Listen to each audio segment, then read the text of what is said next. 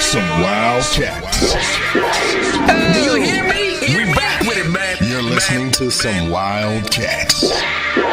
You guys represent what is best in America. Hey, Craig, let me ask you, do you use the same type of Beijing, or do you just, like, you mix that up? like you do just for men? These dudes, boy. Y'all, I'm getting ready to put y'all up on something, man. From the DMV, Some wild cats. now let's start the show. Okay, here we go, man. In 5, 4, 3, 2. What is up, family? Yes, we are back. Some Wildcats podcast coming to you live from some Wildcats studios, straight out of the DMV. I am Craig Black. What's up, family? You know what? This is season 5. 5 seasons we've been doing our podcast. Episode 1, baby. And I couldn't do it without my family in the building. Got to bring in my man first. My dude. He thinks he's a coach. Well, he is a coach. Let me stop hating on him. He is a coach. He goes by AKA Keith the Freak, AKA Coach Keith, AKA he's in the building, man. What's up, Keith?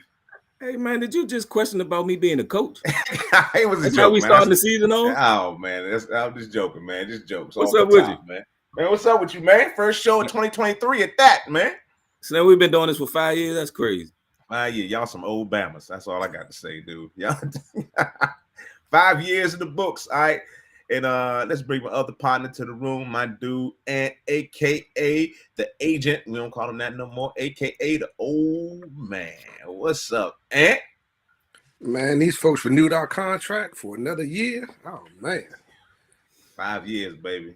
They let us back. They let us back on the show. And last but you know what? We may have a special guest later. We don't know. We don't know. You never know. You never know. But last but not least, we got to bring in the wallet, AKA the money, AKA he pays all the bills, but we ain't got none. My man Dirk. What's up, Dirk? What's up, Black? What's up, family? Everybody good in 2023? Yeah. We're good, man. We're good. Man, 5 years, fellas. 5 years. 5 years. Just it started with a bus ride to Syracuse. Yes, the creation of the FIUU. Yes. yes, you're right about that. Hold on, point. That dude right there. That dude right there. Hey, man, all I'm going to say is I was protecting y'all the same way I've been doing for the last 35 years. Hey, don't let fat ass hear that. Oh, my God. Man, that dude, boy. One of the worst. Okay, all right. So let's break it down for the peoples, man. This podcast is about us and our friendship over the last, man, we got to be up to like 45 right now, for real. We got to be at least 45 years, man. 45? Yeah. Okay. Okay. Yeah. Well, yeah. We can't claim the mother babbers. Okay, about 35, 40. At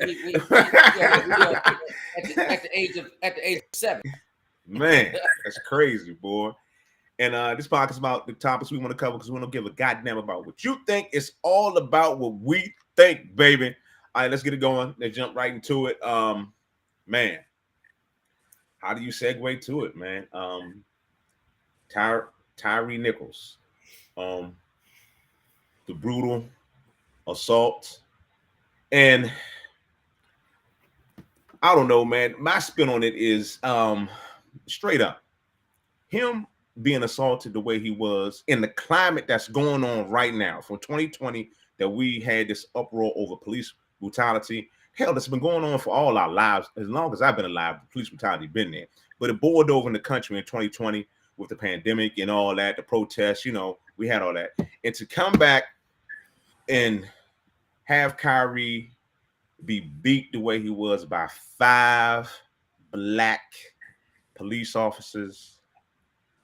I mean, it's kind of it's I can't even phrase it any other way. It's just really fucked up. It really is. I mean, it would be bad if any police officer did it. Don't get me wrong. I'm not, Right. but it's just the fact that I would think that in that climate that all these men lived through, that they would have thought that somebody would have stopped and been like, hey, you know what we're doing is just wrong. It's like, but obviously that didn't happen. So I don't know. I let y'all, I let some of y'all expound on. I got some more. I was gonna play it. I wasn't gonna play it. I was gonna play it. I wasn't gonna play it. So I think I may play a smidget of the video. I knew he couldn't keep it all. I may play a smidget of the video, but nevertheless, just for some reactions, man, I'll go around the table. Me personally, I mean, like I said, it don't matter if it's black or white. It just was a brutal, unfortunate, avoidable situation that you would, like you said, Craig, you would thought some other individuals that was around, just said enough is enough. I mean, I know the individual ran a few times, they was upset about he was running away from them. He would not give him his hand. I mean, it's just a lot of things that were happening that the situation just escalated. And me personally, I'm like, why are you running if you didn't do anything? You know what I mean? It's like, why are you not giving them your arm to just handcuff you and be gone, be done with it? I mean, it was a lot of dynamics, a lot of things going on. Certainly, by all means, I'm not saying that the cops should have did what they did. No, I'm not saying that. That was just unnecessarily and brutally forced, that was put upon that young man for no reason. But I'm just like, just give, you know what I mean? Just here, take my arm. I mean, you know what I'm saying? No, you don't need to break my arm to give. And we all know, we all been in situations. We've been in situations together as far as related to cops. So we not. This is not like. We haven't been immune to something like to this extent, but we all been pull out the car. We all been sit on the curb. We all been go through the car, and we know it's like nothing in the car was in there, but you had to deal with it. You had to take. Slim, like this the difference. This the difference with this to me, and it's just piggybacking off of what you said.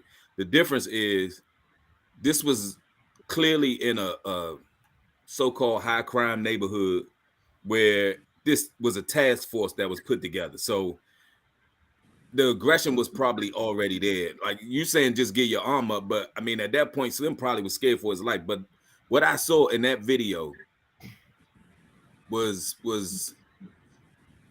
it had my emotions all over the place, as far as being pissed off about what was going on, being hurt with the fact that that man was helpless and getting beat the way that he was getting beat. I mean, like, we've seen shit like that at the Black Hole, at a go-go, where a nigga getting jumped, and it's just, these were professional people that's supposed to protect and serve the neighborhood or the community. And like I haven't been able to watch the whole video. I've always cut it off. And I'm gonna say this: I was the one in our production meeting that was telling Craig, don't play it again, because I honestly don't want to see it again. But the way that they was beating Slim, where his body was already limp, and they was still just kind of, the one dude was hitting him, and he was hitting him and knocking him in another direction, and he just kind of squaring up so he can get another shot on him. And it was just like, it was overkill, and for it to be coming from somebody that looked just like him, it's no explanation for it. It's no way to make sense out of what happened. But it's like they didn't even care. I mean, they had body cams. You got cameras up in the telephone pole. I mean, everything. It was like, it wasn't nothing to be discreet. It wasn't gonna, No, I mean, like I said, they knew it was big recording it. It's like they didn't care. It was supposed to be a so-called high crime area. So this task force was put together to go combat the neighborhood. So that's the way that they come into work every night. It's us against them. We're gonna go get whoever off the street. But that man may not have been part of the reason that was there. He may have just been in that neighborhood, and no, his mother's house was like 2 blocks away. But His you mother know, to house is have, right down the street. I was watching something on CNN today where they were saying that one of the dudes had only been on the force for 2 years, and he's on a specialized task force, and he's only a 2-year. I wouldn't even call him a veteran. In 2 years, he's still learning how to be a regular beat police officer. And now you going on this special unit that's supposed to stop whatever's going on in the neighborhood. I don't know, man. None of it made sense to me. But even that situation, if we go to like just some training day, just like the white guy was with Denzel, it's like you following the veterans. You know what I'm saying? You don't know what's going on. You I'm trying to get home to my family. Let me follow these guys, the veterans, to see how things supposed to transpire. None of those 5 guys were ever in any harm or in jeopardy of being harmed at all. Well, you know what, man? The thing that's probably even scarier right now, man, is that I think that a black person getting beat by the police is nobody's surprised by that. Him getting beat by black men, I think that kind of took people back a little bit. But the problem I got is that I think we as a not just a black race or a white race or whatever, we just as people here in the United States have just become desensitized to this because it just happens so fucking frequently. And it just is the one thing I will say that's a little different than what we've seen in the past is that whoever his bosses, supervisors, man, whatever it was, they didn't hesitate to suspend and fire these guys and stuff. Yeah. Whereas before they had to figure out if they were going to indict them, and then if they indicted them, or if they did indict them and stuff, you got to go through a trial. Here, they fired them. You got to think back not too long ago, so far ago in the future, a year ago, dudes were still sitting home getting paid.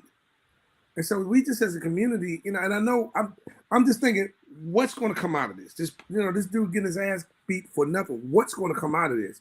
And I hate to say that, it don't seem like anything's going to come out of it. But regardless of what comes out of it, it's not going to bring that man back. You know what I'm saying? Hey, let me go to the comments real quick. We got Lynn Brady's. She says, "Why weren't the first 2 officers included?" The white cop said he hoped they stomped his ass, and the first black officer was fighting him as well. I saw that. I didn't realize that it was more. It was 5 of them. I didn't realize it was, a white cop there as well. Black. The other thing that I saw about those other 2 cops were they were from a completely different jurisdiction. That was what was said on CNN today, that they were from a different jurisdiction. So they were there. I don't know if they were part of that task force or what, but they were from a different jurisdiction than those guys from Memphis. Also, another comment, Gabriel Burrows. Northwest, what's up, Gabriel? What's going on, man? He said the video was awful, probably the worst act of violence we've seen done to any man. Yeah. And just to hear this young man plead for his life and the end calling for his mother, it was heartbreaking. I agree, Gabe. I agree, man. I couldn't watch the whole thing. But fellas, the thing that really I'm fearful of, my son just started driving. He's 17 years old. And for him to come encounter with a cop right now, I'm scared. I'm telling him what the situation. I'm telling him to do what you have to do, give him your information. You know what I mean? The same thing that we was told to do when we was coming up. You know what I mean? It's like, but it's worse. And I fear for him driving, leaving out the house and possibly not coming back home because of what? A traffic violation? I mean, but all we can do is kind of prepare them for that. Not really prepare them for that, but how to handle it. You know what I mean? As far as hey, look, man, if they pull you over, they're gonna ask for your license and registration, give you your license and registration, blah blah blah, and try to try to be as calm as you can in that situation. But hell, I mean, just like you said, all of us been pulled over together. The first time that happens, you nervous as hell because you don't know what to expect. You don't know how it's gonna go. Nope. I mean, when we got pulled over, we were just fearful that hopefully they wouldn't plant something on us. You know, hell yeah. We was worried about than getting beat up or something. This is different, man. It's different. You know, it was like when we were young, and I ain't gonna lie, we was a lot more arrogant with it too. I mean, it was like, man, we were it was kind of reckless. It was because we were young, so it was like, what you pulling us over for? What you pulling? I know I ain't got nothing on me, so what the hell you messing with me for? It was that type of attitude, exactly. You know. What are you doing? Go find somebody that's really messing up and doing something, you know. But I don't know. What I'm gonna do now, y'all? I'm gonna go ahead and I'm gonna yeah, I am. Yes, I am. It's a Wildcats podcast coming to you live from some Wildcat Studios, straight out the DMV. We're live on Facebook, YouTube, Twitch, Twitter at some Wildcats, and we're talking about the Tyree Nichols. I don't think we need to show it. And we're gonna fly, and Keith does want to show. We're gonna show. I'm gonna cut it. I'm not gonna play. It's a long video. I I'm not gonna play the whole video. I don't think we need to see it. Everybody has seen it. They made a spectacle out of it. I'm gonna play a portion. We don't need to show it again. I'm gonna play a portion of it. Okay. Close your eyes for a second. That's insensitive, Creed. Close your eyes.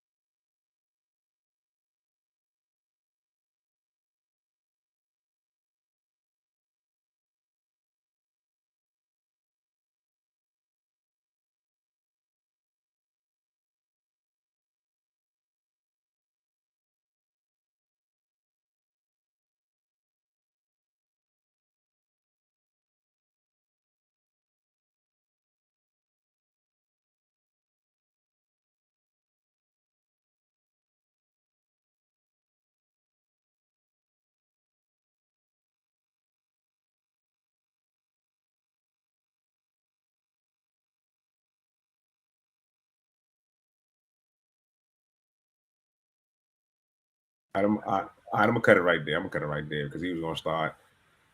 They were gonna start wailing on him, and it was gonna get real ugly after that part. That was the actually long version of the video, without sound. But it's really just what can you say? It's fucked up. That's what it is. And to go on a different side of this, Anthony, you mentioned that the black cops were actually fired immediately when this happened. You know, they weren't in other situations. They had to go do this research and find out whether, you know, see the video and do all this, you know, detective work before they fired anybody, put them on administrative leave. But the black cops were fired immediately. On the flip side of it, the way I see it is like, had that been 5 white cops that beat the black dude, this shit ain't a black and white thing. Listen. Can I finish my statement? Are you let me finish my statement? If had it been 5 white cops beating the black dude like that, would the protest been even greater? Because protests been going on, but it hasn't been like we experienced in 2020. The outrage, it goes back to the old adage. It's like the black on black crime, that old bullshit. You know, we don't want to say nothing when it comes to in our hood and all that. We back off of it. We don't protest. We don't go crazy like that. But where was the jump off, the straight up in the city, in the streets, marching, you know, right when this happened? You know what I'm saying? Where was the ignite that, you know what I'm saying? It's like it's but Craig, that's kind of what that's the point. It's two sides. But Craig, that's the point that I was making, where we as a society have become desensitized to it, where it's just like it's all like there's no surprise. It's almost like we expect it to happen. It's like, all right, who the police gonna beat up this week? But it's almost just like black on black crime, like we've been used to growing up over the years anyway. You know, like you said, Anthony, you get immune to it, which we shouldn't, because we shouldn't keep standing for it. We keep having these incidents that it shouldn't happen. It shouldn't happen for public safety. Protect the citizens. It's why.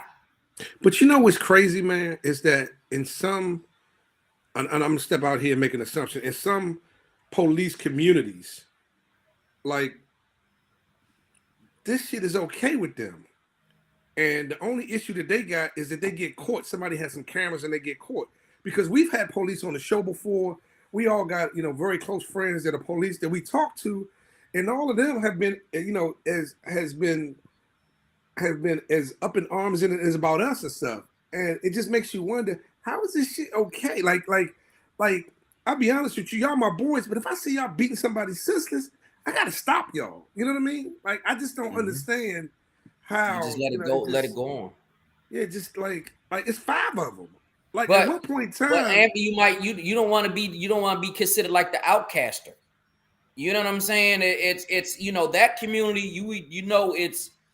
It's they have to come together. I don't disagree with that. To be on the street, I got your back, you got my back, no matter what.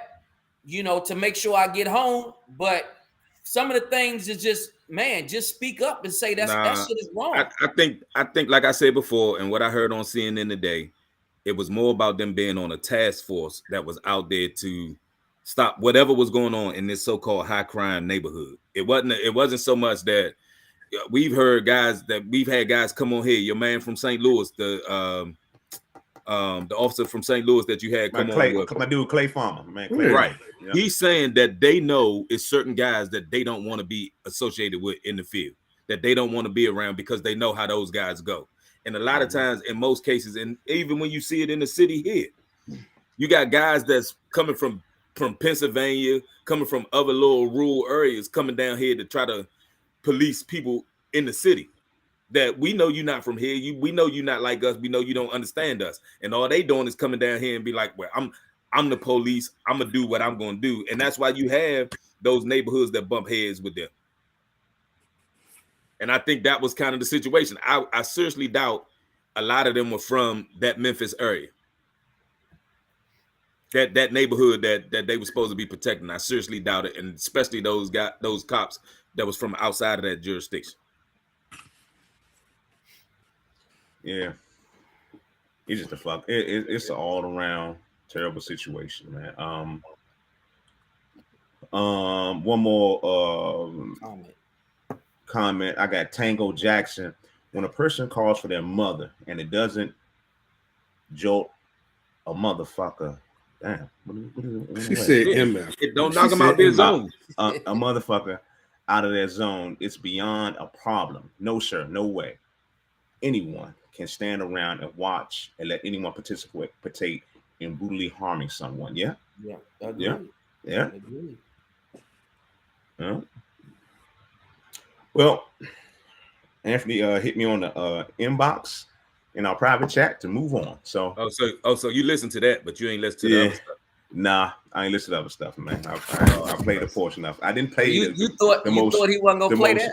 The most gruesome part of it. Come on now. Some Wildcats podcast coming to you live from the Wildcat Studio. Hey, we in season number 5, episode 1, the first show of 2023.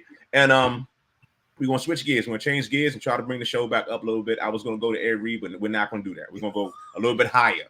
We're gonna come back down again. We're gonna go a little bit higher. Let's not go there. I guess you did learn something over 5 years. I'm proud of you, man. Come on. Let's go to the NFL. Oh, he gonna come back to it. I'm gonna come back to Air Reed. Let me see how you switching them gears. Man, shoot, we gotta bring it up. Let's talk about the NFL. And let's go to the conference championship games, NFC, the AFC championship games going down tomorrow. And you have at 3 p.m. the 49ers taking on Philadelphia on Fox. And then you have the Bengals taking on Kansas City at 6:30 p.m. So let's talk about it, man. What's going to happen tomorrow? Before we even get too deep into it, am I the only one that's irritated by the fact that the news outlets are speaking more about the team that fucking lost than to celebrate and prepare for the teams that won and getting them ready for like the next week? That shit is so irritating. Yeah, and I'm not even gonna get at that other team. Are you surprised? You can't be surprised about that though. Why can't I? It's always been like that. That's what they do all the time. Exactly. We shouldn't even be talking about it. But the shit is irritating. I just wanted to get that off my chest. It is, and that was kind of like what I was saying in our production meeting. that they put it all on that one particular quarterback, but you had other quarterbacks that played bad and lost games too.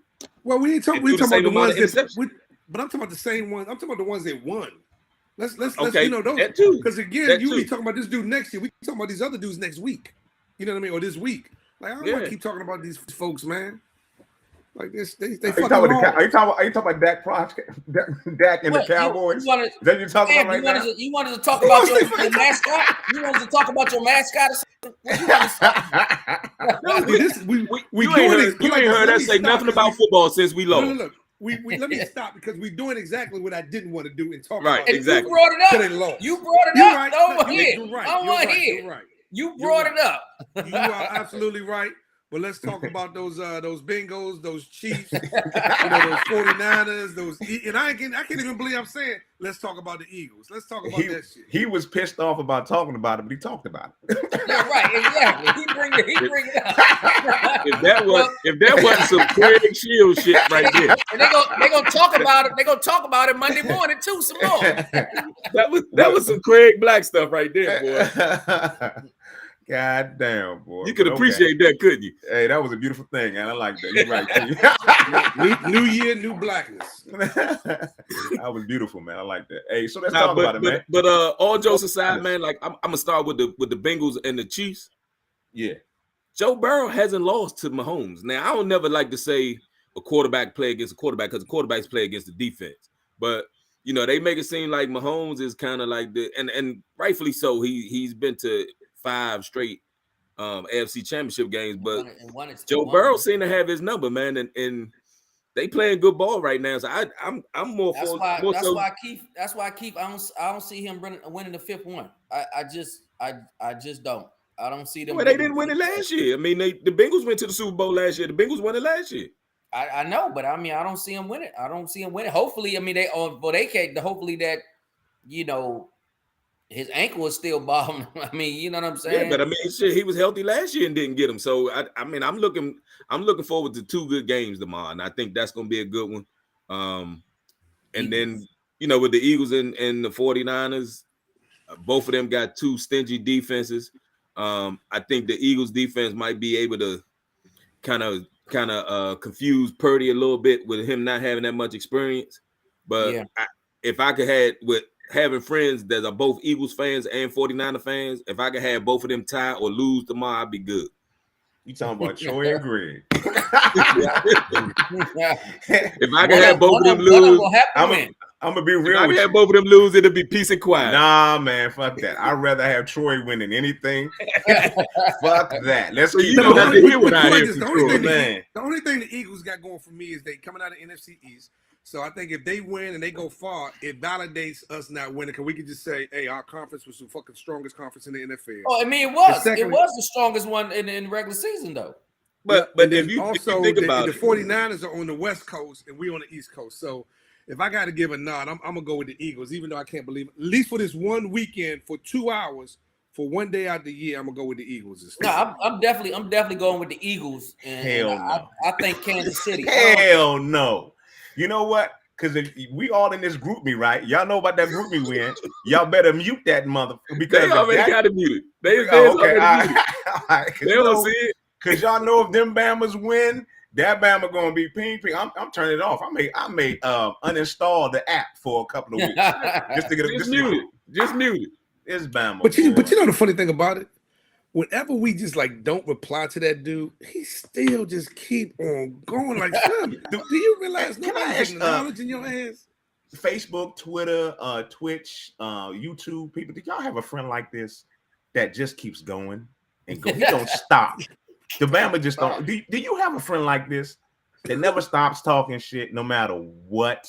He just keeps, he's talking to himself. He's sitting in the room and just like, yeah, we the motherfucking best. We the motherfucking best. He just talking to his damn self. Look, sending memes, sending jokes. It'll be like, and then when you don't respond to him, he'll put your name in there just to call you out, just to get a response. And I ain't gonna lie, I fell into the trap a couple of times. It's like when you delete him for the group, he get mad and want to go start another group altogether where he can just talk to himself. I'm not getting in the middle of that this time. I'm not doing no mute, no delete. I ain't in it. Oh man, they win it. He can get his thing off, man. I'm y'all out know the way. me. Y'all know me. I might not see the group till for 2-3 days. Man, I be looking. Sometimes I be having 100 messages. I'm like, what the fuck? All this happened. But nah, man, I'm looking forward to 2 good games though tomorrow. Yeah. Let's talk about it. Let's talk about That's who's gonna going be to win. some good We said 2 good games. You said Bengals and Chiefs first. So let's go around the room. Who do you got? Who do you got winning Bengals and Chiefs? Derek, who you got? I'm gonna go with Chiefs, but I think the Bengals, like you said, I think the Bengals had a better team. But I just can't see him beating them 5 times. That's the only thing. No, it ain't been 5. It's just he 3-0 against him. It ain't been 5. 4 times, right? 4 times. But they never put that graphic up there until this week. And now that Slim knows about it and it's been put out there like that, I think 15 gonna get off tomorrow. That's what I'm saying. I don't think he need that motivation. Where I don't think that's the motivation for them. I mean, that's the way you feel. I'm telling you where I'm at with it. That's my thought with it. Okay, that's what you need. Sometimes you need that motivation. Yeah, because he's been just kind of rolling. At this point right now, the question is how healthy is his ankle? That's the question. Like, and how mobile he is and stuff. And look, he's talking about Tuesday and Wednesday. He good to go. Everything good to go. But we know a high ankle sprain.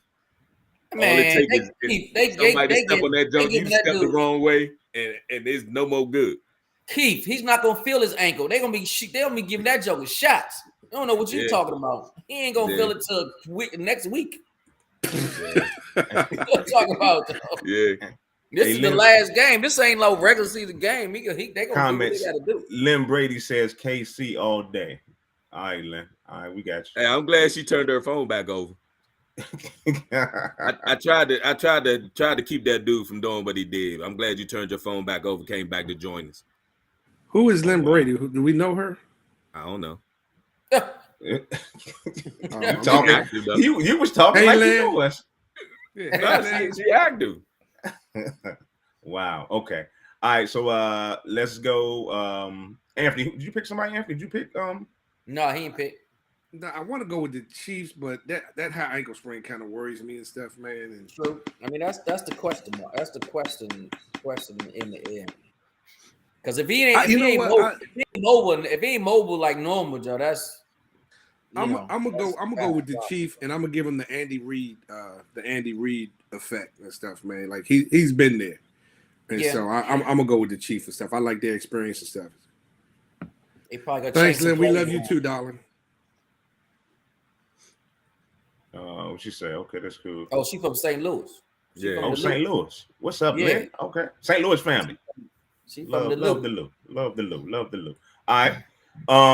Pause.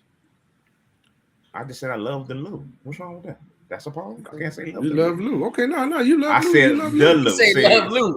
I said you love Lou. He said love the Lou. I said the Lou. See, I said dudes on board. They try their best. All right, so Wildcats podcast. We talking NFL championship. Keith, you and Keith. Now, Keith already gave. Yeah, I said Kansas City. I think he's gonna get them. Oh, okay. Once they put that out there. And I roll with the Bengals. Let's go to the let's you go roll to with the the Eagles. Bengals. I'm rolling with the Bengals. The Bengals gonna win, man. He's trying to dissect every word now. He's pulling. He's reaching right now. He's reaching. All right, let's go to the Eagles and the 49ers, man. So who you got? Go ahead, Derek. I'll let you go first. I got the Eagles. Okay.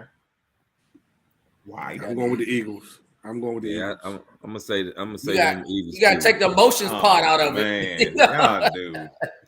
Hey Slim, I mean, like we said it at the beginning of the year. Outside of their fans, we saw what they did with the draft and with free agency this year, and we knew they was gonna be good. I didn't know they was gonna be this good this fast, but we knew they was gonna be good.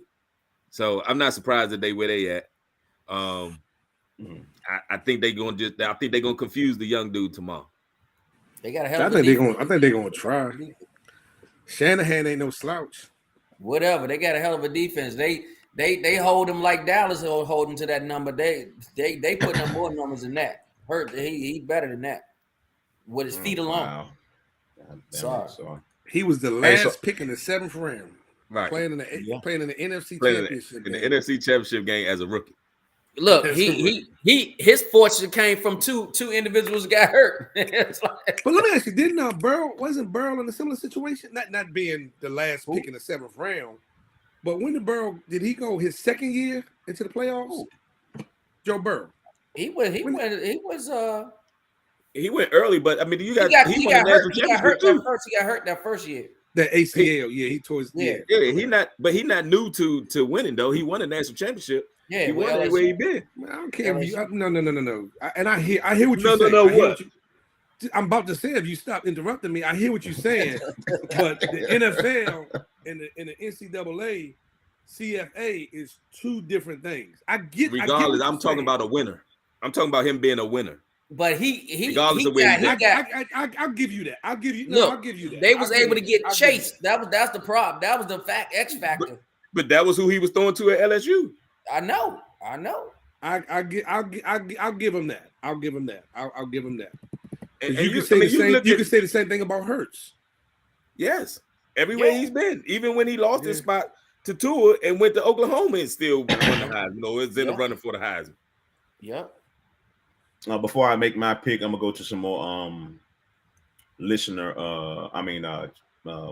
Listener. I guess reactions. My man Gabriel says Eagles all the way with their offense, with a healthy Hurts, they're unstoppable. Yeah, man. I'll be honest with you, and I'm going with all my emotions all day. I don't give a damn. I hope Hurts walks out the locker room and falls over a damn cooler and hits his shoulder on the ground and can't play. I just want them Bama's to lose. Hey, look, D'Amico Ryan's defense been number one throughout the season, and I think he's gonna put some stuff out there that's gonna make it a little bit difficult for him to get off like he get off, but he just got so many different options, man. And he can run. All right, LaShawn Lindsay. So you going with the NFC East too, huh?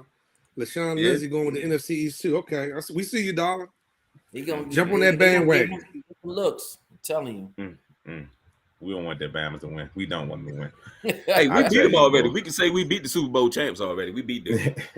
We gave them their first loss. Just them getting to the Super Bowl is worse. Now, if the Bama's going to win it, you understand. Just mute it. Just mute it. But the thing that's fucked up, it's like for each organization, it's that one fan that just makes you hate the organization. Like, I'm cool with for the most part, all of the Eagles fans. It's just that one person that makes me hate the organization and stuff. I'll go further than that, man. I'm a big Jalen Hurts fan, all because of his how he left Alabama and then went to Oklahoma. They went Oklahoma, whatever school he went to. Oklahoma. How he left, you know what I'm saying? And then they counted him out. Coming to the Eagles. To the Eagles, they ain't want to turn it over to him. He got picked late in the draft, you know what I'm saying? His whole story. I want to be a fan of the dude, but I can't because of this one bastard. So it's like it is what it is, I can't bastard. I can't. He called him a bastard. He's a bastard. He's a bastard. He's a bastard. That's what he is. Yes, and that's being nice. That's being real nice. Who is this fan you were referencing, Craig? I'm not going to mention any names. Oh, it's too late. I already texted him and told him to turn it on. If he ain't watching, he need to watch now. He's an uninvited guest today. He's at home taking all type of notes. He's taking all type of notes. Oh, he gonna talk so much. Look, he didn't know he was gonna be featured tonight. Unexpected guest. Oh man! All right. So Wildcats Podcast coming to you live from some Wildcat Studios, straight from the DMV, man. We live on Twitch, Twitter, Facebook, YouTube, man. We everywhere at some Wildcats and at Craig Black as well, man. Y'all check us out. Please share the show. We are here for you. 5 seasons, baby. Episode number 1. All right, so that's the NFL. We did our picks, man. We're gonna move on. And you know what? We may have a show interruption once we get into this topic. So we're gonna go here first. We're gonna go to the NBA real quick, but we may have to cut the NBA because we may have a special guest chiming in. That may happen. I'm not sure if it's going. Check your private chat, fellas. All right, check your private chat. Yeah. It may happen. So we may get somebody to talk some good business. But right now we're gonna go ahead and move to the NBA, and we're gonna talk about I guess standings. We'll go to standings first. You want to talk about Kyrie? I guess we're gonna talk about Kyrie. I guess we'll talk What a little bit about Kyrie. what about the trade? What about the trade to the Lakers? Oh, you know what? That We're gonna table that because I do have my special guest actually here now, and we're gonna circle back. Well, he was here, now he's gone, but we're gonna circle back to our first topic of the show, and we're actually gonna give you a law enforcement. He was watching the podcast and he wanted to jump in. So my man Clay Farmer out of St. Louis, Missouri, Captain Clay. Let's see if this dude is ready, man. Give me a nod or something. I know you hear me talking, dude. You ready? I'm gonna bring you in. All right. We're gonna bring you in, dude. We're gonna bring you in. Clay, do we need to black your screen out, man?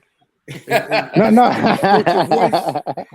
No, I'm good, man. Do me a favor, Clay. Turn your phone or whatever you have to the side so it'll give you a full screen. You gotta flip it, so it'll you turn it around and give you full. There you go. There we go. Now I got a full screen. What's up, Clay?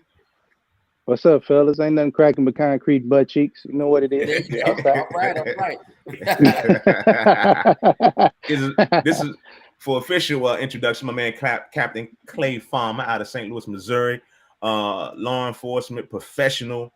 A real big community dude in St. Louis, Missouri, man. He really handles his business, man. He's about the people, and he's about policing, but he's about the people, policing with the people. You bring them together, you bridge the gap. So Clay, man, I appreciate that. First of all, hey man, come on, man. I'm gonna keep it real. Then I'm gonna clown you later. right. But clown you later. What the hell? He do that all the time, man.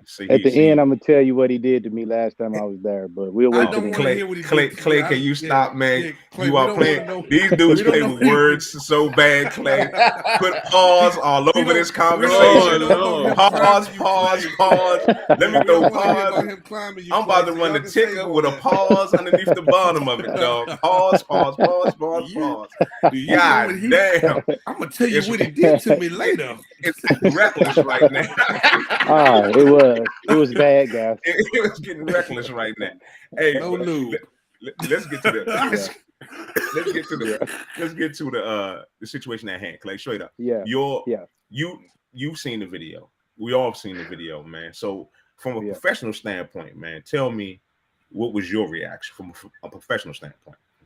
Well, first of all, those officers are exactly where they need to be, and things happened the way that they were supposed to happen. The way that it was supposed to happen, they should have been locked up, and they should have been charged immediately. No doubt about it. I'm not. This is my 23rd year in law enforcement, but you know me, Craig. Right is right and wrong is wrong. Like I've screamed to the high heavens, man. If an officer does something wrong, he needs to be held accountable, just like we expect to hold the citizens accountable. And that's what people want. They want to be fair. They want to know that if this happens, they will be held accountable. So, one, I want to say that I commend the Memphis PD and the chief for acting so swiftly. I think that it prevented a lot of things, and I think that it showed transparency within that police department. But Clay, tell me something. Why do you think other law enforcement that was in that environment didn't speak up, didn't say this is wrong, didn't prevent them to continue to do what they do? Why do you think that no one else had the same, mindset that you do? I think that it can be related to culture, but I think that it also is an individual thing, right? So had I been there, or some of the guys and girls that I know, they wouldn't have went down like that, right? But unfortunately, it's the culture. So, you guys are big sports guys. I'm a big sports guy. And I always say the team takes on the characteristics of its coach, right? So if you allow certain things to happen, this is the way they play, right? And now it just, unfortunately, it cost that young man his life. And my condolences go out to him and his family. That just should not have happened. Yeah, and Clay. So, like I was saying earlier, and I was actually the one that brought your name up because I remember the last time you was on the show. How I you talked appreciate about, that. calling folks out when they out of line, Absolutely. and that you didn't Absolutely. want to work with certain people because you knew how they moved about, when they were out in the street or what have you. So, Absolutely. back to what you were saying about, the state of the area that they were in. It sounded like, from what I listened to on CNN, that they were in some kind of specialized task force for this being a high crime area. So hmm is it normal? Is it normal for them to put those more reckless or more gung ho guys on those particular type of task force because that they're going to move a certain kind of way, or do you put vets there that can relate to the community, can see what's going on and recognize the situation before it gets out of hand?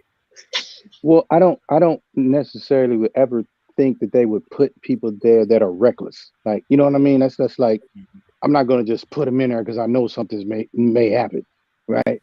Um, Right. but with that being said, different units you put different people in. Again, to use that sports analogy, in certain times of the game, I'm going to sub this dude in because he's a better 3-point shooter or he's a better free throw shooter. So units like that, SWAT, you want to have the more aggressive guys, not reckless, but you got to have the more aggressive guys that want to go out there, that want to get the guns, that want to get the dope off the street. Because you have some guys that just come to work and be like, look, I'm gonna drive around. I don't see nothing. I don't want to say nothing. You got guys that'll drive around and say, hey, they ticket guys. Like, I'm gonna load up on tickets a day. So they kind of put people according to their demeanor and their background. So most of the time, to your point though, it's a good mix. Sometimes they'll put the vets with the new folks because the new folks need to get that experience. But Yep. if you're a go-getter, they're gonna put you out there and let you go do your thing. Yeah, and Clay, that's let But me that's ask you this. but consistently that's Clay, what I where was Clay, but yeah, that's asking. where Clay, good Clay. but that's where good supervision comes in. You have to have a strong supervisor to be able to pull their coattail, right? Or you Right. may have to sub them out the game. Come on over here, man. Let me holler at you. Like, this Yeah, ain't this yeah, ain't Hey, what we Clay, let me do. ask you this. Let me Yeah. ask you this real quick. When you, Yes, sir. because your department right now is on the periphery of this. You guys get, I guess, the benefit of seeing these law enforcement agencies going through this. Do you guys have internal meetings after you see some of this and say, all right, we see this, this is how we're going to prevent this from happening in our jurisdiction, in our, like, or does it just be like, yeah, they messed up and got caught? It's just No, like no, the only crime they committed was getting caught. no, absolutely. That's always a circle up moment, right? But on the back end, we're doing things to prevent things like this from happening, right? So when these happen, we go back and say, hey, what are we doing here? What do we need to do here? It's kind of like polishing up on what we're doing. A lot of things that we've implemented, I think that is great. It's called CALIA. And that's like the international accreditation for police departments. And basically what that is that they check your standards, your policies, procedures, make sure you're doing them a certain way. And it's like a 3-year process before your department can be accredited, right? So one of the things that's implemented in this, which I think is great, is they have an early warning system, right? So I tell people all the time, officers hate complaints. I'll say it again for everybody listening. Police officers hate complaints. Don't call on the phone though. You can't call and say, "Oh, Officer Craig, he did this or he did that," and then they'll say, "Oh, okay, here you go. Boom, that's it." But you have to come down there and you have to make an official complaint and put it on paper. And what that does is people say, "Oh, well, nothing happened." Well, that's not true because let's just say you come down there and you make that complaint on Officer Craig. The first one may be not substantiated, right? But if the early warning system and they're seeing this, they say, well, damn, he's got 10. Well, everybody ain't lying on him. You see what I'm saying? Like, Right. so they're like, we need to either get him training, he needs to be disciplined, he needs to be terminated, or whatever the case may be. But they catch those things in those early warning systems and then document what in fact they did to their officer. That's real. Mhm. I don't know, man. It's just the video. I talked about it earlier when we first spun the topic up. Having everything that went on the last 3 to 4 years, and having 5 brothers do this to a black man, I bring color into it, man. So Right. give me your perspective on that, Clay. Is there Right. something, you know, white, black, you know, do you have any issue with it? Do you tell me how you feel about the black cops doing it to a black man? You know, I'm gonna keep it a buck with you. You know, always. In my 23 years, man, I've seen both be bad, right? And it's unfortunate.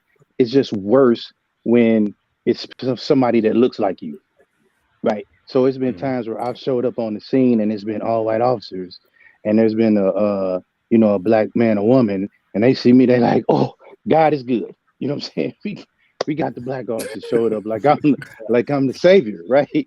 Yeah. So even though they may still go to jail, they feel better about it, right? They feel like, all right, bro gonna at least look out for me. You know what I'm saying? So when you have somebody that looks like you that does that to you, man, it's just like four knives in your back, right? So I think that's the biggest thing for people. Like, they were just shocked that it was somebody that looked like them that would do something like this. And it's just egregious, man. I feel bad again for that family, and I feel even worse for the men and women of the police department that are doing it right every single day, that had to go back to work today. Because I know that's really heavy on them. Like, oh my God, like, because any good officer saw that and said that was bad and had to deal with it. So there's no win in this at all, if that's even a thing. But Clay, let me ask you this one other question. Yes, sir. How arrogant of an officer do you have to be to know that you have body cam on, you have the street cameras going on, and you still commit, as an officer, commit these egregious crimes? Like how, like, is it just, and again, I don't want to put it generally across all police officers, but is it just like just the thought that, well, shit, they ain't gonna do nothing if they, you know, right? That's almost, you see right. that they not, it happened before to continue on with that. Right. That could come into it. Complacency can come into it. All of those things, because just think about it. How many people still commit crimes with these doorbell cameras, and there's cameras all in stores, and they still commit crimes anyway? Right. Because they get comfortable. In HD now too. In 4K. Like, you know what I'm saying? And you know what? This is my personal. This is just Captain Farmer's personal. Seeing that video, that looked like it was something personal. That looked like it was something like, I've seen this dude before. Me or this dude had beef before, and I finally got my time to shine. That's the way it looked to me. That didn't look like a random, we just gonna whoop dude. Like, let's just get him out here and whoop him. That it seemed that way. Again, I can't confirm that. I'm just saying, looking at that, it looked like that was something personal that just went way too far. And that's not excusing it or anything. I'm just saying that looked like it was something like, yeah, bro, I've been waiting to put my hands on you. And unfortunately, again, it cost him his life. Clay, I mean, and we, like you said before, you saw they moved swiftly on firing these officers. They was five black officers, but we've seen in the past where have been white officers, and we talking about months and months, and we have videos and we have everything in place, and you get to a certain point where they trying to cover things up, or you know, it's prolonged. Why do you think they move so swiftly to move get into action to get him? Do you think to get in front of it, or because they were black? Well, you know what? It's funny that you asked me that, because we were in a meeting earlier and we talked about this very thing. And to me, I could see both sides of it. And I hate using sides, right? But I see both perspectives, where the people outside looking in are like, this is crazy, right? This has happened before. These white officers, it took them 2 or 3 months to charge them, if they even charge them at all. But these black officers, they threw them up. I mean, they locked them up, threw away the key that fast, right? Yep. Yeah. So to me, us as law enforcement, we're trying to change this culture, right? And unfortunately, well, I don't say unfortunately, this time it just happened to be black officers, because you have to look at it like this. Say the Memphis PD didn't move swiftly, that they did put this off, then that releasing of that video would have been a lot different. Things probably would have been torn up, and it would have been reckless.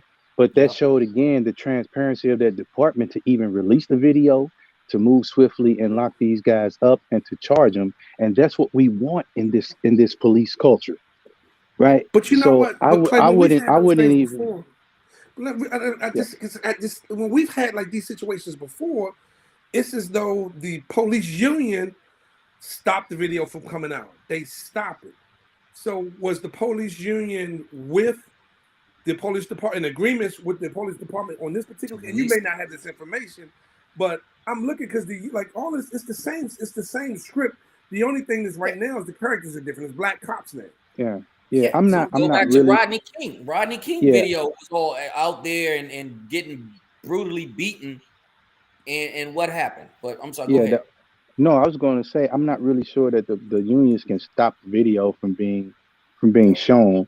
I know that a lot of departments have adopted models where whether they think it's a clean shoot or a bad shoot, they're going to at least release the video within like 21 days or something like that to show the public that we are working on it, blah, blah, blah.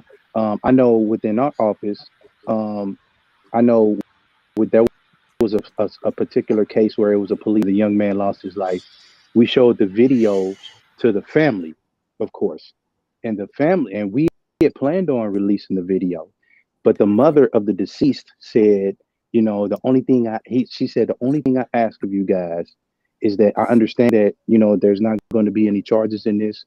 I've seen the video. I just ask you all to not release it because I don't want to see my baby getting shot over and over and over again.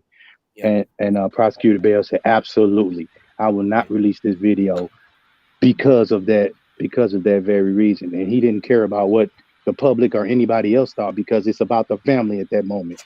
I know people want to know and they want to see, but it's really about the family, right? When they lose a loved one, that's first and foremost. So he respected her wishes and we did not release it, not because we were trying to hide anything, but we respected the mother's wishes.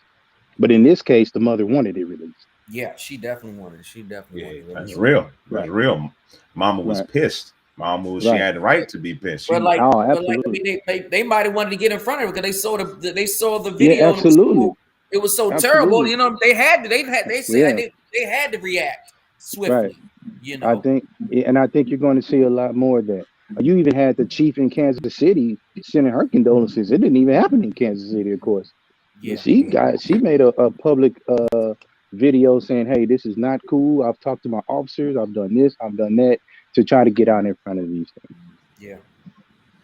That's real, man. So we're talking to Captain Clay Farmer out of St. Louis, Missouri, law enforcement professional for 23 years, good friend of the show. And we just had to circle back to the beginning topic, and that was the reactions to the Kyrie Nichols I'm gonna call it murder.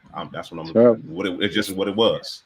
This was what it was. So and Clay, man, I appreciate you, man, taking your time, jumping on with us for a little bit, man, talking to us, man. Man, anything for you guys, man. I'm on a Wildcat podcast, bro. Like, Mama made it. Like, this is, no ticket I've ever written has felt this good before. Like being on the podcast. but look, real quick, man. Before I go, I had to tell the guys, man. Look, so me and Prosecutor Bell came up to DC for a conference, and we went out to eat with Craig, right? And so, man, this dude.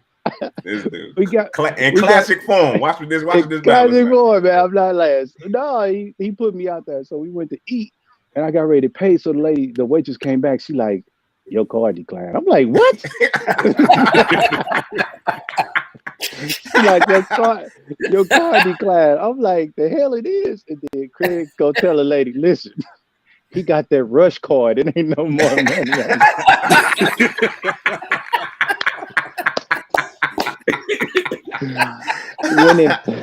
when in fact, I just forgot to tell my bank I was going out of town. But that's all. Yeah, that happens. Hey, Clay, I bet you he didn't offer to pay that bill though, did he? Hey, tell him, Clay.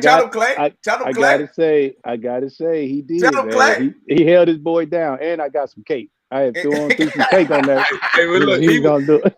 He was showing off for you being out of town because we would have sure been sitting there trying to wash some dishes. Yeah. No, but the question is, would he take you to the carry out? Well, see, I did. Now, see, that was the problem. What he wanted for payment, and then I wasn't with that. I don't know, Craig. We ain't doing that. I don't know. We ain't Pause, doing. man. Pause. We ain't Pause, doing. man. Whoa, All right, We ain't doing- Clay. whoa. It's glad to have you on here, man. You gotta go, man. You gotta go, man. Oh, this dude, boy. Appreciate you guys, man. Hey. I appreciate you coming on. All right, Yeah, man. For Craig sure, got man. that pride. All right, man. This All right, dude, brother. boy. All right. That's my man, Captain Clay from St. Louis, Missouri, man. Appreciate that dude. Straight up fool, man. But it's good for him to come on, give his perspective. Good perspective. That was a good call on Keith. I'm gonna give that all to Keith, man. I had nothing to do with that, man. Keith made that happen. No time he did something right. Yeah, whatever. You ain't want to listen to me about the damn video. Man, you don't make good calls all the time. Yeah, whatever. You don't make good calls all the time. Sometimes you do all right. Nah, man, I appreciate the insight and the fact that Slim was even still listening to what's going on, man. And it's been a couple years since he had been on the show. So, the fact that he's still watching and keeping up with it, man, respect. All right, yep. So we back, man. So Wildcats Podcast, season 5, episode 1. So we're gonna switch gears. We're gonna go back into go back to the NBA. Go back to the NBA. We started there. We're gonna go back there, and we're gonna talk about what we got. The standings and All-Star starters have been announced. So let's go to the standings first, man. Let's go to the standings first. That's what we got. This is the Eastern Conference. Yes. All right. The public need to stop voting. That's what it did. That's what we got. We're gonna get there. We're gonna get there, man. We're gonna get the calm down. Public pay the checks, write the checks.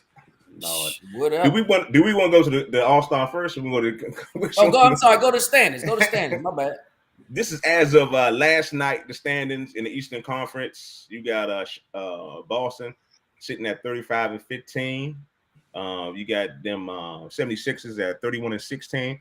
And the team that I think is going to win everything, my pick to win NBA championship, is the Milwaukee Bucks. Once they get healthy, if Middleton comes back, I believe they will win. He's back. He's back. He played.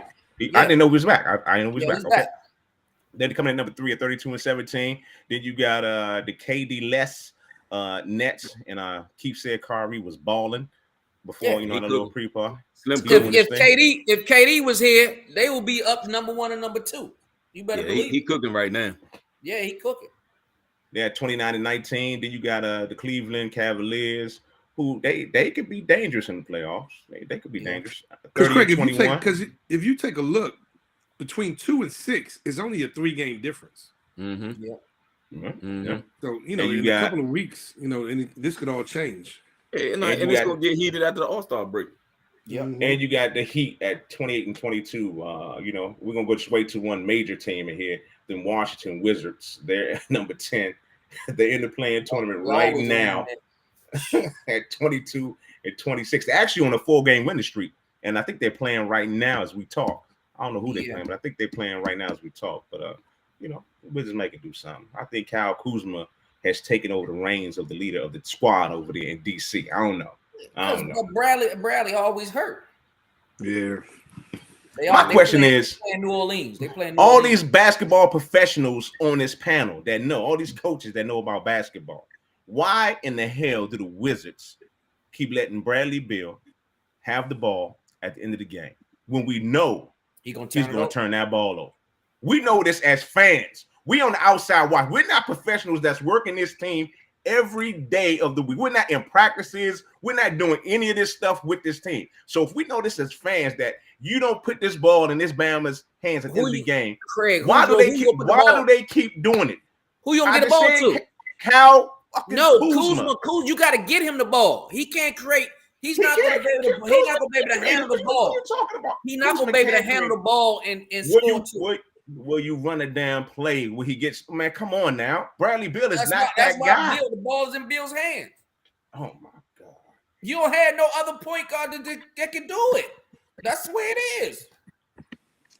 So you telling me Kyle Kuzma can't create his own shot? That's not his game. You gotta drive and kick it to Kuzma in the corner or kick it to that 3-point line. He's sitting there waiting. No. I've seen Kuzma create off the dribble plenty of times, man, this season. What are you talking about? Most of the shots at the end of the game, he's hitting a 3 or something. I mean, he's in the corner. I'm telling you, they put the ball in Bill's hand, and they living with the consequences. Before I go to the Laker hater Keith, I'm gonna talk to Anthony first and get an understanding from a professional a coach standpoint of why they just keep putting it in his hand at the end of the game. He keeps turning the ball over. It's not like he does it sometimes. He does it every time. Did a good job of answering your question. You just didn't want to hear. I said He's a professional coach. Let Anthony answer. Look, I've been coaching with Anthony for a good little while. Everything that Derek just said, I think Anthony gonna say exactly what he said.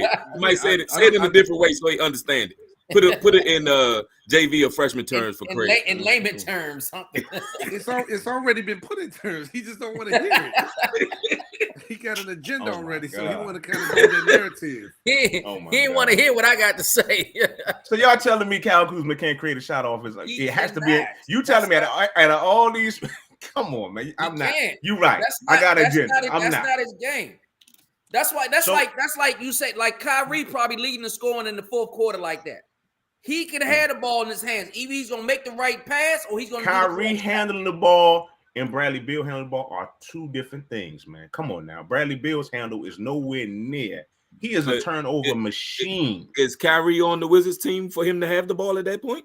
Exactly. He brought up Kyrie. I didn't bring up Kyrie talking about. But I'm saying who Bradley Beal is your best option to have it and your highest paid player to have it.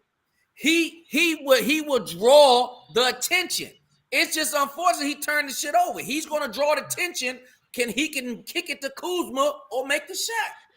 But he never do that, man. For the last for the last 5 years, I'm a Bradley Beal fan. For the last 5 years, no, this podcast been around. This man turns over the ball at the end of the game, man. Every time, man. Yeah. All right. Well, okay. I guess it is what it is. Right. I guess it is. He's not going nowhere. He got a $200 million contract plus. He ain't going nowhere. I'm just saying, don't get the man with the ball at the end of the goddamn game. That's all I'm saying, man. We create a play. I don't know. Be a coach. So you gonna give it to your power forward. You'll give it to your power forward to create. I'm gonna give it. Yes, I am. Yes, I am. He's not LeBron James. That's the thing. He's not LeBron James. It's a different type of player, Chris. Man, that dude can handle the ball, man. I think when you look at it, Bradley. Hold on, Anthony. I'm sorry. Kuzma don't shoot free throws well either. Bradley can't get to the damn rim to shoot a damn free throw at the end of the game because somebody always going to the other end with the ball because he loses shit. Hey, can we move on from this sub 500 team? Can we move on? That's like Charles Barkley talking about they want to talk about the Lakers. They number 12. Why are we talking about the Lakers? Can we move on? Well, let's go to the Lakers. They number 13. You gave him too much, Dirk. You gave him too much. All right, coming to number 1 in the Western Conference as of Friday night. A team that just lost tonight to the Philadelphia 76ers is the Denver Nuggets, 34-15. And number 2, you have those Memphis Grizzlies with Ja Morant, 31-18. Coach of the year. And then them Sacramento Kings, baby. Coach of the year. Kevin Huerter. 27-20. Yeah, you're right. Kevin Huerter balling. You right. Sacramento Kings. Is this the reason why your boy Williamson is an all-star starter, 26 and 23, number 4 in the Western Conference?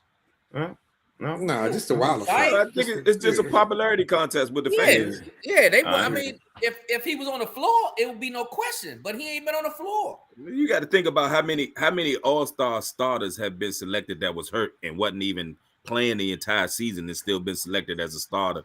Right. Just from the fan pick. It's a popularity contest when it comes to that. You go to LA Clippers, number 5 at 27-24. Then you have the Dallas Mavericks with Luka, 26-24. And then you got the Golden State Warriors. They up 1 game above 500. You got the Minnesota Timberwolves, 1 game above 500. Phoenix Suns, 500. And you got Portland, 1 game under 500. And then we'll go to Keith's Lakers. They're 23-26. And that's not Portland, that's Utah. My bad, Utah. I'm sorry. Look, My bad, Utah. They only like 1 game from second to the daggone 11th? Yeah. 12th? Third. Damn, yeah. You know what I'm saying? That look how close the West is. It's crazy.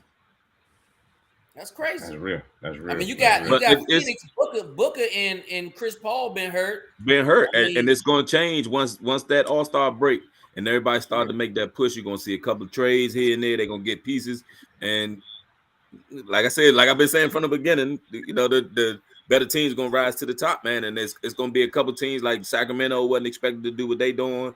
I think Memphis is starting to get some experience, so it's going to be fun to watch down the stretch. I mean, New Orleans was balling when Zion was there. They need his ass to come back. I mean, he gonna keep, you know. I mean, he's they were what, number 2 for a minute. So, all right, let's go real quick. Let's go to it. You got NBA some comments over there too, Black. Let's go got some comments over there. I see from Lynn. Tell Lynn we don't know too much about them high schools in St. Louis. But you know about track and field. You can talk. Yeah, you can talk. Yeah, I am a track coach. You can tell me some of them times. I tell you if they good compared to what we got around here. Exactly. You just need to know the times. We know what them times are like. Will that all populate? What would that do? Wow, what all populate? Okay, that's cool. There you go. I thought it was too much to go up there. I get okay. All right. Now look, anybody that's making moves, and we don't really talk about the high school sports too tough, but we do follow it around here. Couple of us follow it real close.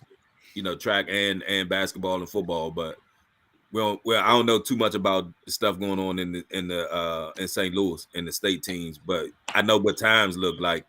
If you want to tell me what their times look like, yeah. Go ahead, Lynn. Send us some times, man. All right, let's move on. You definitely can tell about the times.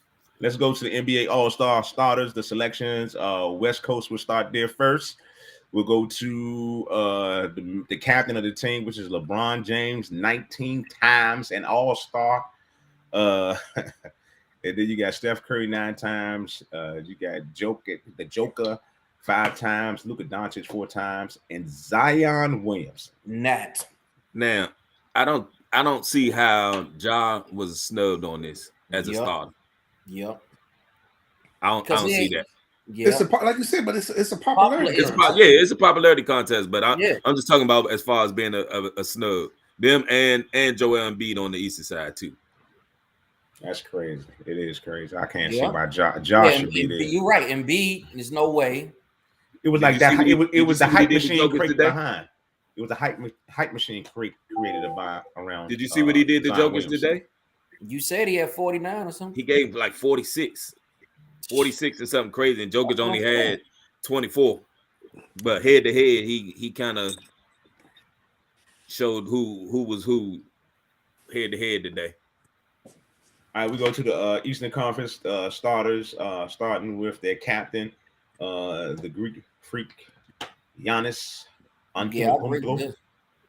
7 times a starter. Then we go to Kevin Durant, 13 times a starter. Then Kyrie Irving, 8 times a starter. Then you have the young Jason Tatum and Donovan Mitchell, 4-time starters. And that is a good look. That's a real good look. So somebody mentioned Embiid going there. But who do you take off? Yeah, Mitchell. Yeah. If I had to take somebody off, I take Mitchell off. He started off hot in the beginning. I mean, you know what I'm saying? I would have to take off Mitchell then. Yeah, but put up that. Cleveland was doing what he was doing before he got there. Put up the stat for the Eastern Conference real quick, Craig. They like what, number 5 or 6? What you mean? The standing for the Eastern Conference. They like 5. They go 5. They number 5. Yeah, they number 5. But look, 6 is number 2. And B number 2. They number 2. And they won today. Yeah. But I'm saying Cleveland was doing that last year before he got there. That team, the nucleus of that team was put together last year, where they were they were pretty good last year. Now I'm not saying he didn't add to it. Craig, you got the whole roster. Or is that gets picked up after the voting and stuff? You giving them a lot of work, man. That happens. To answer your question, it's a new format now. They actually pick the teams at the All-Star game, right at during the game. Yep. Yeah, like pickup, like y'all like pickup. The whole team before the day start, they're gonna make their selections right before the game starts, and they're gonna just like you do in the gym. When you were the last one to be picked every time in gym, and that's what's going to happen. At least it's better than the NFL playing flag football and want to charge for it. They but the only had thing to do about that. it is, okay. Yeah, I mean, Well, what you got, Ant? What you saying? Nah, because I'm like with that new format and stuff, man. I'm thinking, well, shit. Like, if I ain't gonna get picked up, I wouldn't want to go all the way to where it. Because where is it at? Utah this year? You see, All-Star game that I win? You still getting No. your money. You No. get that bonus. Yeah. You still gonna Yeah, but man, play. sometimes, man, these You gonna dudes, get your money, these dudes, and you gonna man, play. these You just dudes- don't know who you playing with. Man, these dudes want rest more so than some bonus. To be honest, in a lot of cases, a lot of these dudes are sitting on cake. They like, man, give me these extra 3 or 4 days rather than this. Nah, this they bonus. want to play. They still want to play in the All-Star game. Bro. Yeah. And they still like to see that check at the end of it. I don't give a damn how much money they making. That Hey, extra check ain't never hurt nobody. Hey, Keith, I want to put out Damn. Morgan. They got to track me to Penn State on my birthday. It's a Saturday. Okay. That facility real nice. Yeah, that's the indoor. Yeah, they got that indoor. Yeah, facility. that joint real nice. It's pretty much state of the art. They got like the track that raises and lowers on the indoor track, and it's real good for spectators. Okay. All right, just gotta worry about snow at Podcast. that jump. Do you know what? I'll be sitting in the damn gym on my birthday.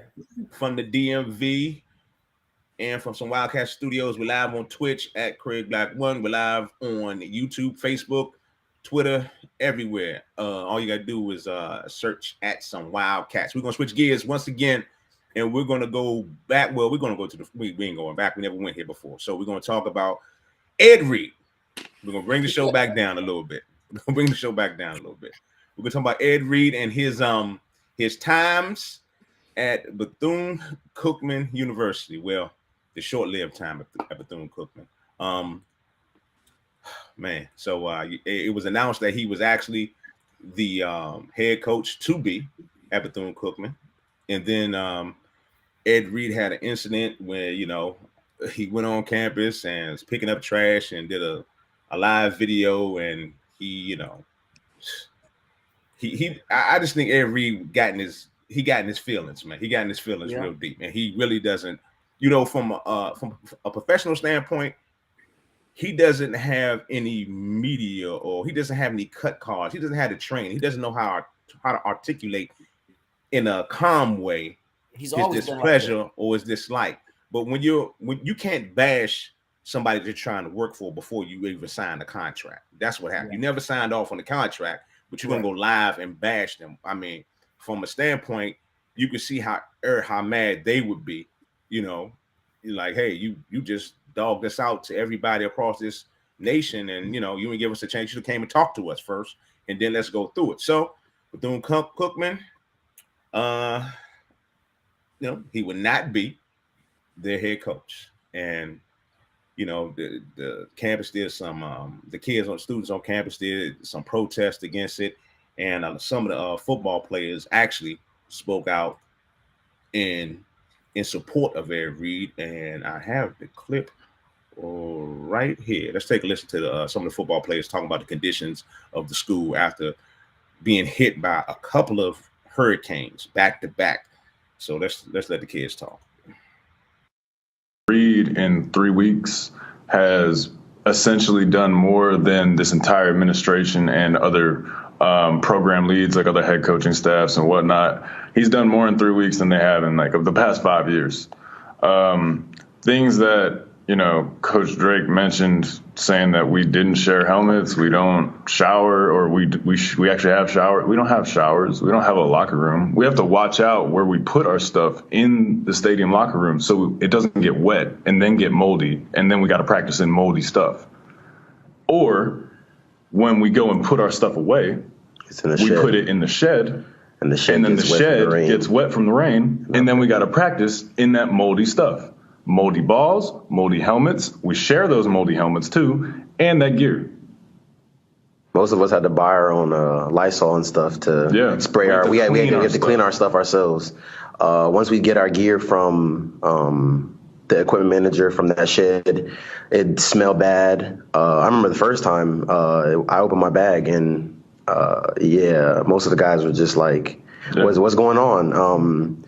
We asked if we could, we asked for the basics. We asked if we could get, stuff to spray our stuff down, and that probably didn't happen until the very, very end. Yeah, we got that maybe week 8, was when we got that. Yeah. And I'm pretty sure on week 5 was when we actually had the mold outbreak in our helmets and gear. And in my gloves alone, I didn't wear gloves at practice because it literally just smelled like the epitome of mold.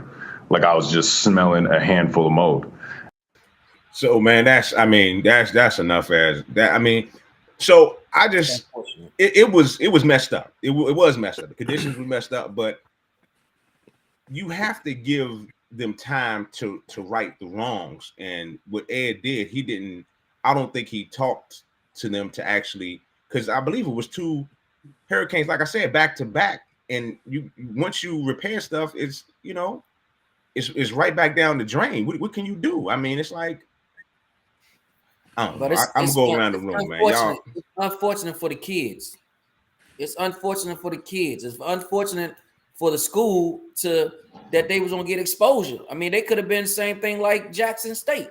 Maybe not that level or that magnitude, but it's just unfortunate to learn from an individual like that being a head coach and baby to bring exposure because Dion is leaving. You know what I mean? So I just it's bad all the way around. And see, you saying that you don't make a comment like that before you get the before you actually get the job. But I mean, when are you supposed to say it? I mean, he saw what he was facing, what he was looking at. I've never heard of a high school team sharing helmets, let alone a college team, a Division I college team having to share equipment or buy their own equipment as a Division I team playing in a major conference. But the fact that he was passionate about it, he was the reasons why he took the job and why he was making that connection with the kids and all of that. It was similar to what Dion was saying about what he's facing with the administration. Yeah, that everybody doesn't get a chance to see. And so now he's seeing exactly what, another example of what Dion was saying, and just trying to figure out the best way to go about cleaning it up and giving his folks a chance to at least have a solid foundation going into the season. Yeah, I agree that Ed Reed probably shouldn't have jumped on social media and then just started. Yeah, and that the way he handled it, yes. You got to put like this, considering the fact that he hadn't signed a contract yet. He had time to kind of back out of it and stuff before he signed the contract, and then be like, there'd been no harm, no foul. Like, look, this ain't what I signed up for. I didn't know you guys had moldy helmets and stinky gloves, and people couldn't shower and shit. So this ain't where I want to be at. You know what I mean? Rather than kind of going like, it was like that before he interviewed and stuff. But he didn't leave, Ant. Yeah, he wanted to stay. The administration was the one that. Yeah, but no, but did you? No. He still wanted to be there. After he sat in that golf cart and gave that tirade he gave, you couldn't keep that guy. You couldn't keep Ed Reed as a coach. No, but your comments that you were saying was sounding like he could have left beforehand, and it was like he still didn't want to leave even after seeing what was there. He still didn't want to leave. He was committed to those kids. Keith, I understand what you're saying about them not being able to keep him. I get that. Yeah. Once he jumped out there like that, it's no way that they were going to be able to control anything that he said as a football coach. Why they couldn't keep him, man? I mean, he it ain't like he was saying anything that was wrong. I mean, they could have came with another press conference or something and cleaned it up. I mean, he could have came back on live and made it happen. They basically said that Ed Reed was informed of all of the initiatives and the financial budget that they were putting to rectify the problems and the issues that they had. Yeah, and he knew what they were going to do to try to rectify it and stuff, and he still just put them on blast. And it's just like like this. I'm going to. They say one thing verbally until you go down there and see the conditions. Imagine this. Exactly. Imagine this. I'm interviewing with Popeyes, right? And before they say they hiring me, I'm like, I go on social media, man. Them motherfucker got rats big as cats. Man, they trying to get a motherfucker to work 12 hours in a 20, like I do. But look, I can't but how many people we done seen came back with an apology? Right. I mean, that's what I mean. I still think you think Ed Reed should have came back with an apology? He could have. He did come back and apologize for him making the comment on social media, but it didn't change his stance of what was what. He agreed that it was the wrong situation that he put it out there that way. But I think when you go down and you've been told everything that it was going to be one way, and then you get down there and you see that even the stuff that you told me you're going to do is not going to do it. No, the actual president of the university. And don't get me wrong, I don't got a dog in the fight, so I don't care one way or another. But the president of the university got on Roland Martin's show and basically said Ed knew exactly where we were and what our plans were to rectify all of these issues. And despite that, he got on social media and basically blew up the spot. It's just like I don't think you could have I don't think you could have brought him on with. But going back to what I said though, and like even though you saying what the president said, he knew, and he told him this and he told him that, and I see A, B, and C is outlined as what's going to happen. When I get down there and see what it physically is and what it actually is, I know right away that A, B, and C ain't gonna get it. And I think that was the situation, and they caught him off guard. But do you go on social media? No, you go and on that's social media and blow up. That part I say he's wrong, where he went off of his emotions and he jumped on the phone and he did a Craig Black and talked about everything that's going on. He was frustrated. He was frustrated. He was I'm around here. But what do you mean do a Craig Black in it? Yeah, he did a Craig Black. All this is just foreshadowing as to what's going to potentially happen and stuff. Because you got to think, I got to appease this alumni, and they're gonna be like, "Well, you knew this dude was a hothead. You knew this. You saw the potential for this explosion to happen, and when it does happen, and don't get me wrong, it was going to happen in the future with Ed Reed. It was going to happen. Where they came back. Huh? They came back and talked about, like, it was a follow-up to Roland Martin's interview about those same football players that they had interviewed. It was a follow-up to that where Roland Martin was talking about, everything that was going on. The kids were talking. It was a 15-minute like interview with those kids again, talking about how some of the stuff that they were saying was a lie, as far as like the president or the not the alumni board, but it was a couple people that was supposed to be in position that they were saying they never saw them on campus. They all the stuff that they were saying was going to happen wasn't what was actually happening, and they had never seen this guy before who was an interim in this position. And I sent it to Craig earlier, but it's I had to send it to y'all after everything is over, and I may attach it on Facebook so that you can kind of follow up and see what else was said behind the students and what was actually happening. But Anthony, who you think gonna want the job now? You're not gonna get a figure and a person like that first and foremost. No, but let's be real.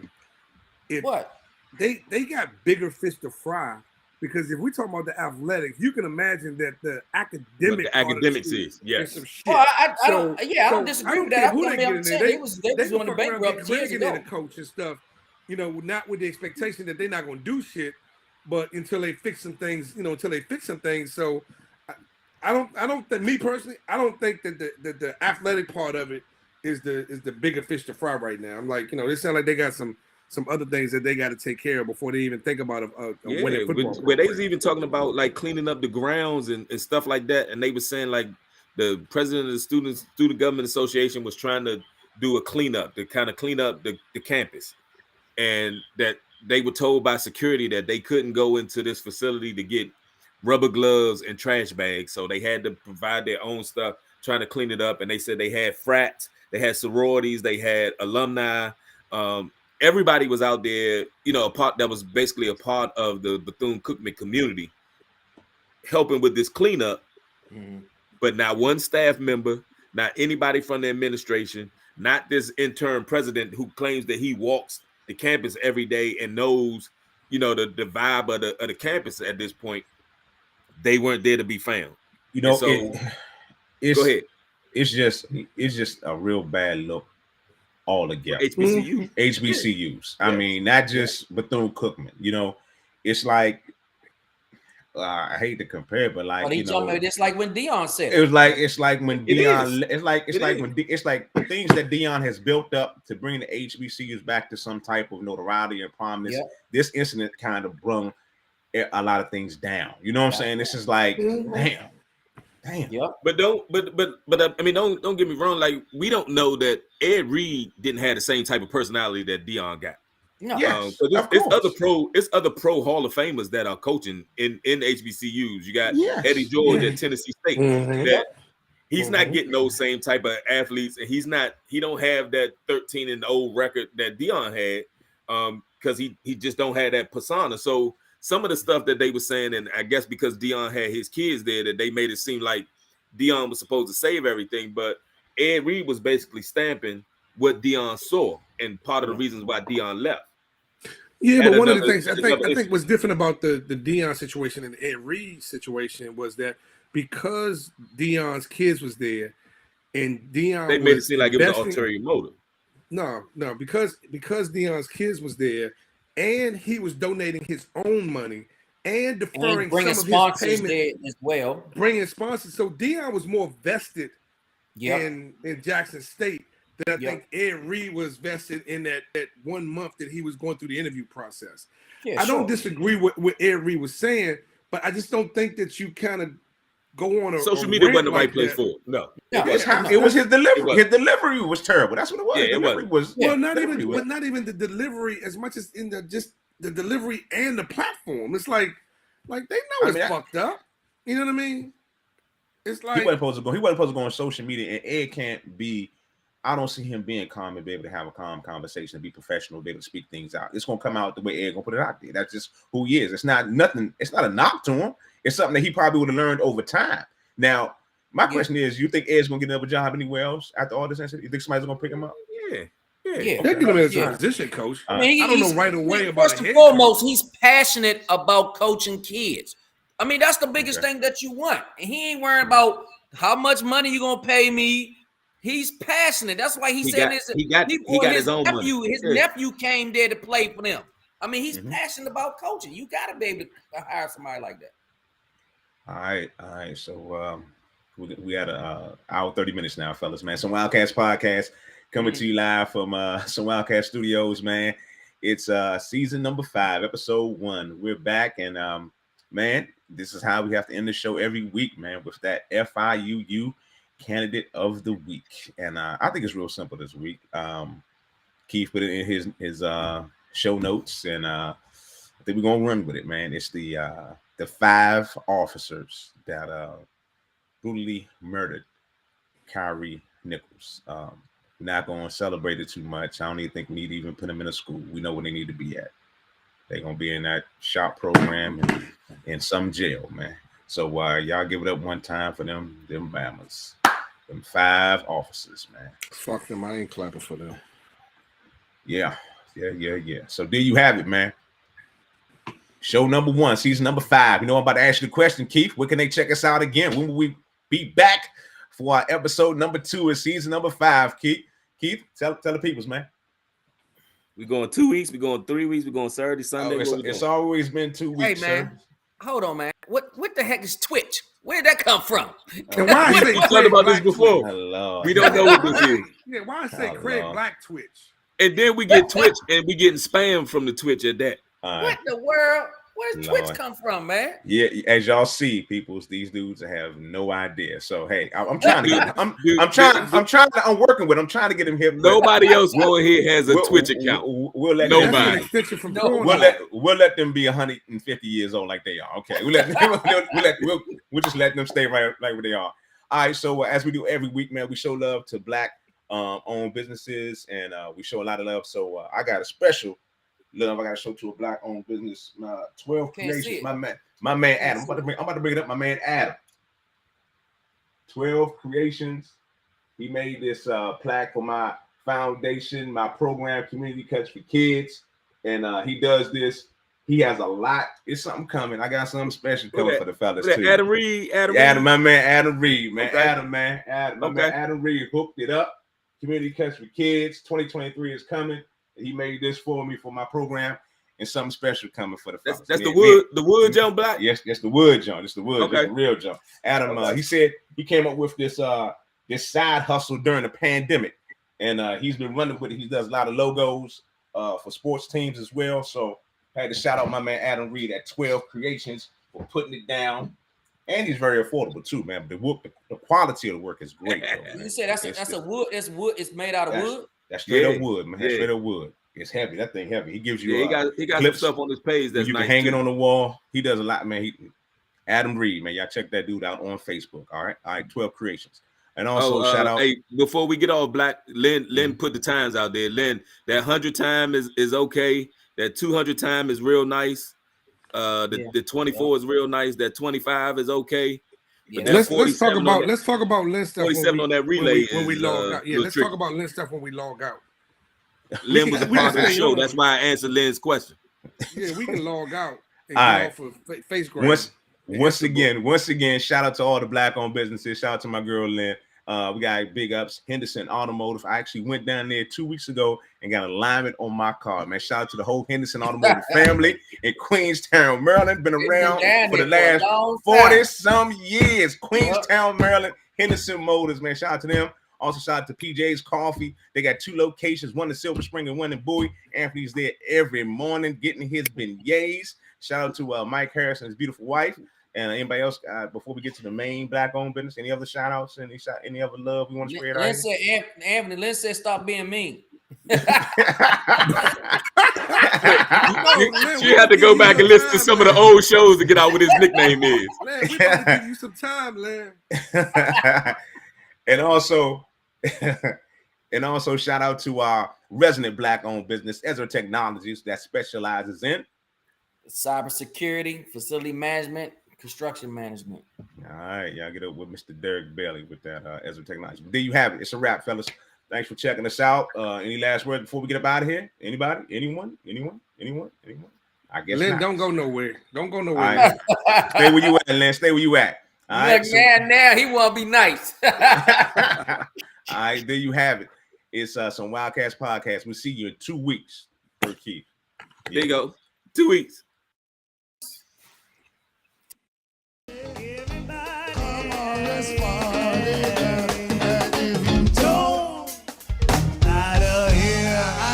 I said, now if you don't